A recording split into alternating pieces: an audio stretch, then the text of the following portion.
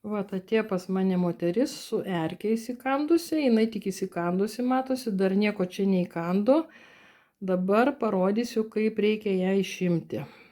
Pasiem vatos paduką, biškiuką pasdrėkinam, ant vatos paduko užsidėkime muilo. Gali būti skystas muilas, taip. Ir dabar mes su tuo vatos paduku dedame ant erkės ir gražiai ratuku tą sukam vatos paduką su muilu. Sukam. Kažkokį laiką pasižiūrim karts nuo karto, ar jinai atsikabino ar neatsikabino. Dar sukam, taip. Nu ir dabar žiūrim, ar jinai jau atsikabino. Kur mūsų ta erkė?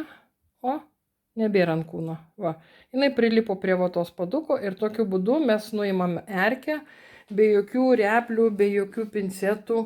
Jinai visa išsitraukia, nu ir paskui mes tą erkę sunaikinam.